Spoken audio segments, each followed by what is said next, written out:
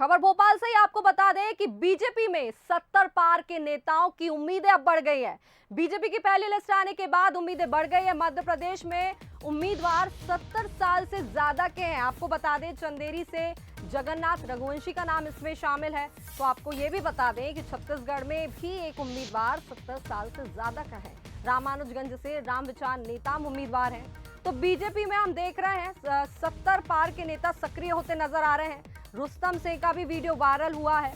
सूबे में 70 पार के कई नेता सक्रिय हैं। आपको बता दें गौरी शंकर बिसेन, वो गोपाल भार्गव, बिसाहू लाल भी ये सक्रिय नेता हैं। कुसुम महदेले और जयंत मलैया भी एक सक्रिय नेता के रूप में यहाँ नजर आते हैं। लोकसभा चुनाव को लेकर भी अब इन्हीं नेताओं पर उम्मीद जताई जा रही है। पारस जैन और श्यामलाल द्विवेदी भी टिकट की दौड़ में शामिल हो गए। उमा भारती के बयान से भी अब कुछ उम्मीदें बंधी हुई नजर आ रही हैं। उमा भारती ने जो बयान दिया है मोदी की उम्र को लेकर कि जब तक जनता ना चाहे 75 साल के नहीं होंगे मोदी।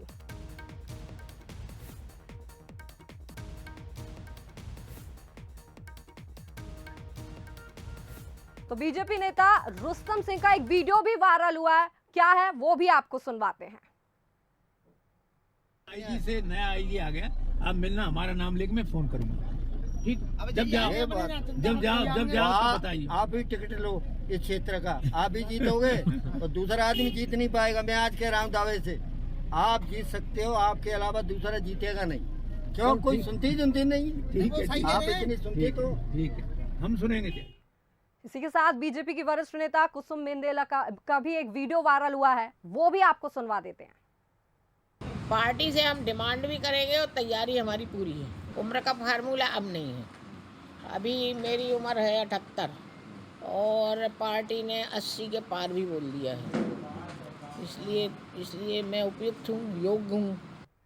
और इसी के साथ बीजेपी की दिग्गज नेता उमा भारती ने भी कुछ बयान दिया है प्रधानमंत्री नरेंद्र मोदी को लेकर, उनकी उम्र को लेकर, वो भी आपको सुनवा देते हैं।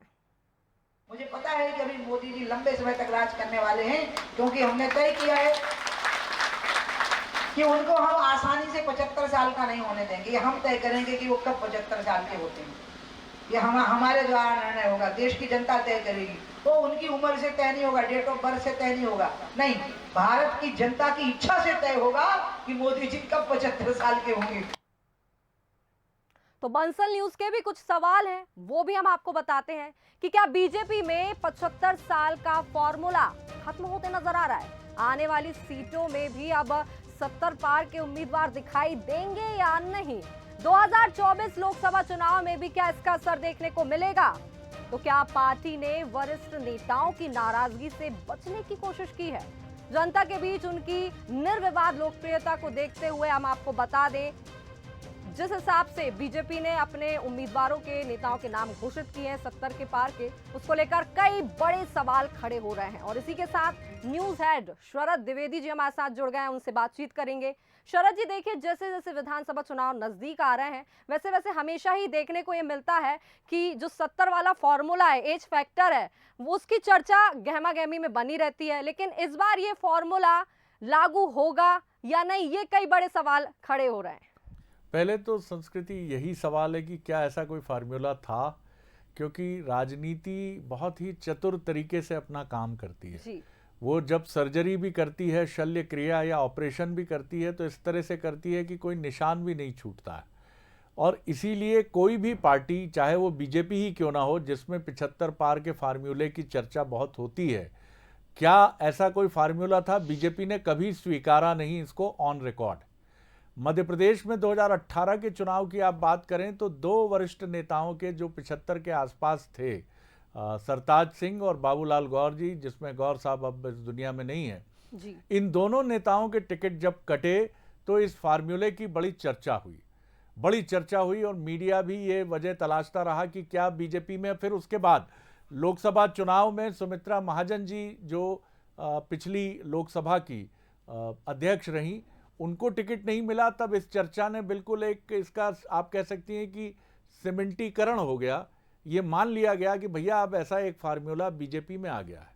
हालांकि जब 2018 के इलेक्शन के दौरान ही इन दोनों नेताओं को, सरताज सिंह और बाबूलाल गौर को, टिकट न मिलने के बाद जो उस समय के मध्य प्रदेश बीजेपी के प्रभारी थे विनय सहस्त्रबुद्धे जब वो भोपाल आए और इन नेताओं के घर भी गए, बाबूलाल गौर जी के यहाँ गए, तो उन्होंने इससे इनकार किया कि 75 पार के किसी फार्मूले की वजह से टिकट नहीं दिया गया। तो ऐसा ऑन रिकॉर्ड बीजेपी ने कभी माना नहीं। और इन नेताओं की ख्वाहिश भी देख लीजिए, मैं सुन रहा था अभी इन वरिष्ठ नेताओं को, किन्हीं के समर्थन में कोई बुजुर्गवार कह रहे हैं कि आप ही को टिकट मिलना चाहिए, कोई जीत नहीं पाएगा, आप ही हो अकेले। और वो विनम्रता से हाथ जोड़ जोड़ के आगे बढ़ रहे थे। तो कुसुम मेदेले कह रही 78 की हैं, लेकिन बिल्कुल फिट हैं, चुस्त दुरुस्त हैं। हज़ारों ख्वाहिशें ऐसी कि हर ख्वाहिश पे दम निकले, बहुत निकले मेरे अरमां, लेकिन फिर भी कम निकले।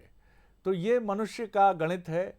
और राजनीति में चूंकि दूसरे राजनीतिक दलों ने भी कोई फार्मूला ऐसा नहीं बनाया है कि 75 पार के बाद कुछ भी नहीं, अब नहीं कुछ भी, आर पार हो गया, बस खत्म कहानी। तो बीजेपी चूंकि ये मान रही है कि इस बार उसकी लड़ाई मध्य प्रदेश में, छत्तीसगढ़ में, राजस्थान में चुनौतीपूर्ण है, अच्छी टक्कर है उसको कांग्रेस से, तो वो मुझे लगता है कि इस फार्मूले में नहीं उलझेगी। और केंद्र में भी इस तरह का फार्मूला, क्योंकि जैसी रिपोर्ट्स हैं कि इंडिया बनने के बाद बीजेपी इसको लेकर बहुत ही सतर्क है कि कहीं ये गठबंधन उसके हितों को नुकसान न पहुंचाए बड़ी संख्या में। तो मुझे लगता है कि जब भी ऐसी परिस्थितियां होती हैं तो बहुत कठोर नियम नहीं बनाए जाते हैं चुनाव के लिए। तो मैं इस बार उम्मीद कर रहा हूं कि देयर इज नो 75 पार।